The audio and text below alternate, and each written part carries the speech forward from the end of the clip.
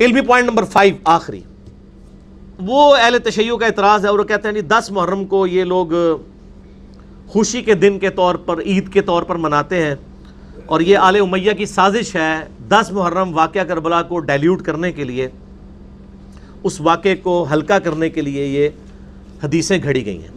تو پنجتن پاک کی نسبت سے 5 جواب میں دیتا ہوں اس اعتراض کے بھی۔ جواب نمبر 1، اگر ہم اسے عید اس طریقے سے مانتے ہوتے جیسے عید ہوتی ہے تو عید کے دن روزہ ہوتا ہے؟ مسلمانوں کی عید میں تو روزہ نہیں ہوتا۔ یہ عید اس حوالے سے نہیں، یہ بار بار لوٹ کے آنے والا دن ہے، اور بخاری مسلم میں الفاظ ہیں شکرانے کے طور پہ نبی علیہ السلام نے اسے تعلیم فرمایا۔ عید کا لفظ نبی صلی اللہ علیہ وآلہ وسلم نے اس دن کے لیے نہیں بولا، وہ یہودی بولتے تھے، لیکن روزہ ہے اس کے اندر، لہٰذا مسلمانوں کے ساتھ اس حوالے سے کوئی بحث نہیں کی جا سکتی۔ اگر عید ہوتی تو کھانا پینے کا کام کرتے، روزہ تو نہ رکھتے۔ اور یہودیوں نے بھی اس لیے کہ موسیٰ علیہ السلام کو نجات دی گئی، جو میں نے بخاری مسلم سے احادیث بیان کی ہیں، اور یہ ایام اللہ میں سے ہے جو سورہ ابراہیم میں آیا نا، وَذَكِّرْهُمْ بِأَيَّامِ اللَّهِ، اے موسیٰ ان کو اللہ کے بڑے بڑے جو فیصلے کے دن ہیں ان سے ڈر سناؤ۔ اللہ کے بڑے بڑے فیصلے جو ہیں وہ 10 محرم عاشورہ کے دن ہوئے۔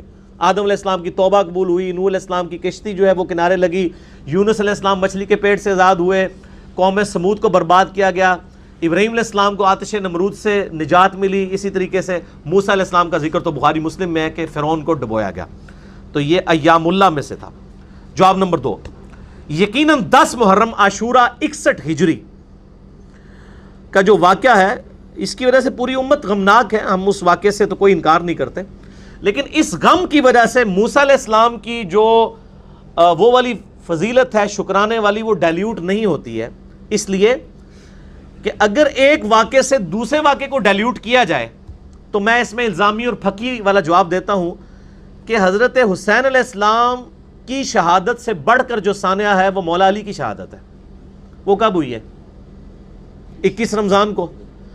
تو اب کیا ہم 21 رمضان کو غم کے طور پر مانتے ہوئے کیا رمضان کی فضائل کا انکار کر دیں گے؟ کبھی نہیں کریں گے، وہ تو اپنی جگہ رہیں گے۔ البتہ ہمارے لیے تو دکھ کا دن ہے، اور مولا علی کی تو شہادت اس لیے بھی دکھ ہے اس حوالے سے کہ المستدرک للحاکم میں حدیث ہے، انٹرنیشنل نمبر کے مطابق 4679، سنن نسائی الکبریٰ میں بھی ہے 8538۔ امام حاکم نے بھی صحیح کہا، امام ذہبی نے بھی صحیح کہا مسلم کی شرط کے اوپر، شیخ البانی نے 1743 سلسلہ صحیحہ میں لیا، شیخ زبیر لذیذ صاحب کے اصول پہ بھی غلام مصطفیٰ ظہیر صاحب نے اس حدیث کو صحیح کہا ہے کہ سیدنا علی سے نبی علیہ السلام نے فرمایا، اے علی میں تمہیں 2 بدبخت نہ بتا دوں جو انسانیت کی تاریخ میں سب سے بڑے بدبخت ہیں۔ پہلا وہ شخص ہے جس نے قوم سمود کی اونٹنی کو قتل کیا تھا اور اس کی وجہ سے اللہ کا عذاب آ گیا تھا، اور دوسرا بدبخت وہ ہوگا جو میری امت میں ہوگا، جو اے علی تمہیں قتل کرے گا، تمہارے سر پہ ایسی ضرب لگائے گا کہ تمہاری داڑھی جو ہے وہ سر کے خون سے رنگی جائے گی۔ یعنی جس طرح قوم سمود پہ عذاب آیا تھا نا اونٹنی کاٹنے کی وجہ سے، اس امت پہ بھی عذاب آیا حضرت علی کو قتل کرنے کی وجہ سے۔ یہ ریزیمبلنس آپ دیکھ لیں، اور واقعی اس کے بعد پھر امت کو وہ خلافت نصیب نہیں ہوئی دوبارہ، سوائے بیچ میں 2 سال عمر بن عبدالعزیز کے۔ تو حضرت علی کی جو شہادت کا دن ہے وہ تو اس سے بڑھ کے غمناک دن ہے، لیکن اس کی وجہ سے کوئی رمضان کی فضیلت کا انکار نہیں کرے گا۔ اسی طریقے سے 10 محرم کے اس واقعے سے وہ غم اپنی جگہ، 10 محرم کی اپنی فضیلت ڈسٹرب نہیں ہوگی۔ جواب نمبر 3، ہمارے محدثین منصف مزاج تھے، انہوں نے کوئی چیز امت سے نہیں چھپائی۔ اگر انہوں نے معاملات کو ڈائلیوٹ کرنا ہوتا نا تو یہ جو انڈیا پاکستان کے اندر یہ نئی بدعت 30-40 سال سے جو شروع ہوئی ہے کہ 1 محرم کو حضرت عمر کی شہادت کا دن ڈکلیئر کر دیا ہے، تو ہمارے محدثین یہ کام کر کے جاتے ہیں، انہوں نے تو کوئی ایسی حرکت نہیں کی۔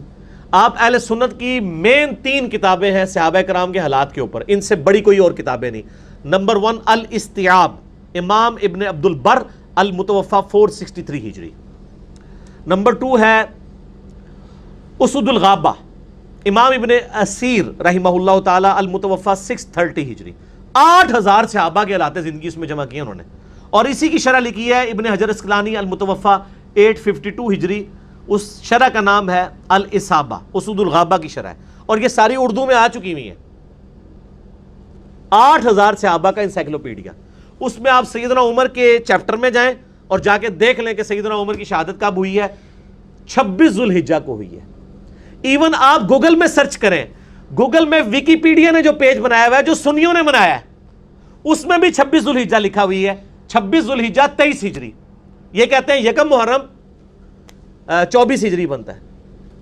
یہ صرف 10 محرم کو نیچا کرنے کے لیے انڈیا پاکستان میں جو خوارج ہیں انہوں نے یہ کام شروع کیا، اور آپ دیکھیں انہوں نے پیرلل میں یکم محرم کے جلوس نکالنے شروع کر دیے۔ آپ مجھے بتائیں اگر جلوس ہی نکالنا ہے تو 12 ربیع الاول کے جلوس کی زیادہ اہمیت ہونی چاہیے یہ یکم محرم کے؟ 12 ربیع الاول کے وہ تو نبی علیہ السلام کا دن ہے نا، اس کو تو وہی خوارج پارٹی جو ہے وہ کہتی ہے بدعت، اور شیعہ کے بغض کے اندر آ کر یکم محرم کو انہوں نے سنت کے طور پہ جاری کر دیا۔ میں تو ہے ہی جلسے جلوسوں کے خلاف ہوں، میں کہتا ہوں کنٹرول انوائرمنٹ میں صرف پروگرام ہونے چاہیے۔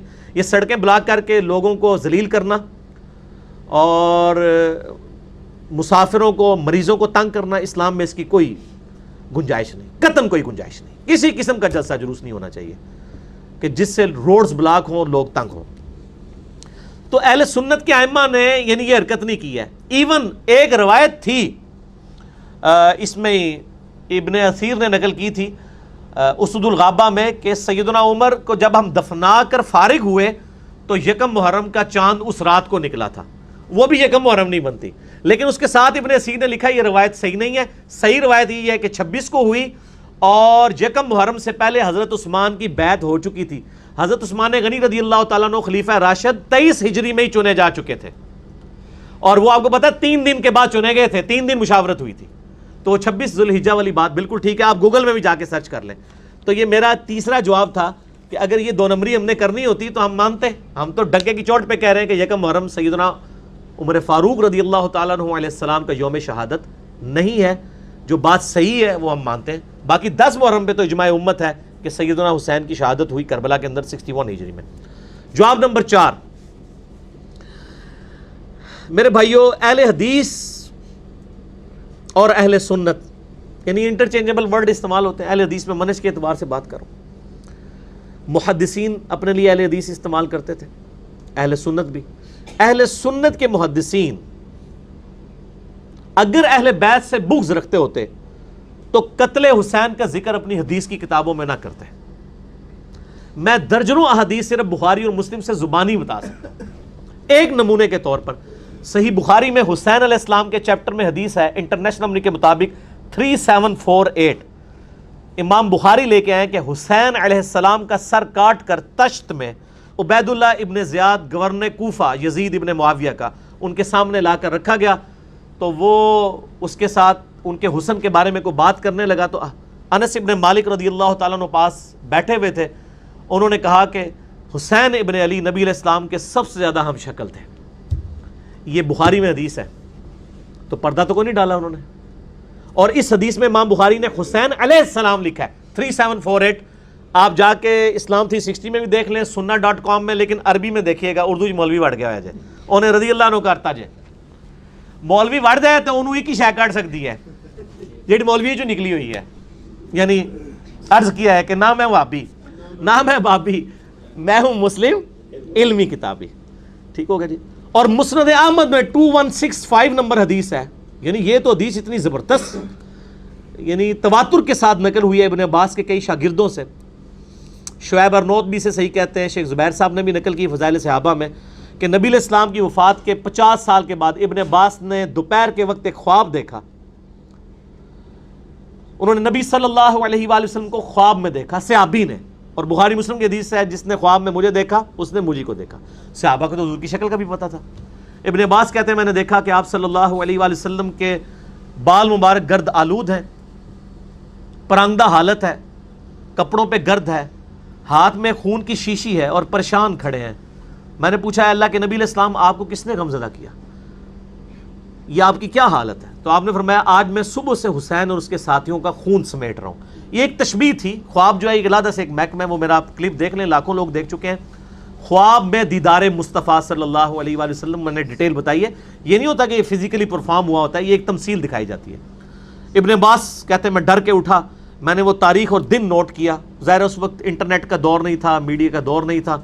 کچھ عرصے کے بعد خبر ملی کہ اسی دن 10 محرم جمعے کے دن 61 ہجری میں حسین ابن علی اور ان کے ساتھیوں کو بے دردی کے ساتھ کربلا میں شہید کیا گیا۔ اللہ کی لعنت ہو، اللہ کے فرشتوں کی لعنت ہو، اور تمام لعنت کرنے والوں کی لعنت ہو جنہوں نے اہل بیت کے ساتھ ظلم کیا۔ تو میرے بھائیو یہ اہل سنت کے محدثین نے اپنی حدیث کی کتابوں میں واقعات نقل کی ہیں، ان کو کوئی 10 محرم کے ساتھ چڑ نہیں تھی، وہ تو مطلب دوسرے اینڈ پہ کھڑے ہوئے تھے، ناسبیوں کے خلاف کھڑے ہوئے تھے، یزیدیوں کے خلاف کھڑے ہوئے تھے۔ 5واں نمبر جواب آخری، کہ اہل سنت کے محدثین نے تو اپنی حدیث کی کتابوں میں آل امیہ کو ننگا کیا ہے، بخاری اور مسلم کے اندر سب و شتم والی حدیثیں کہ حضرت معاویہ رضی اللہ تعالیٰ عنہ کے دور میں ممبروں پر مولا علی پر لعنت ہوتی تھی، صحیح مسلم کھول کے دیکھ لیں 6229 نمبر حدیث ہے، ابو تراب پر اللہ کی لعنت، لعن اللہ ابو تراب نعوذ باللہ۔ عیسیٰ ابن سعد السعدی کو بلا کر حکم دیا گیا آل مروان کی طرف سے کہ آ کے ممبر پہ حضرت علی پہ لعنت کرو، انہوں نے انکار کیا۔ یہ مسلم شریف یہ حدیث جو ہے وہ بیان کرتے ہیں، صحیح مسلم کے اندر امام مسلم، اگر ان کو 10 محرم سے بغض ہوتا کبھی یہ حدیث نقل کر سکتے تھے؟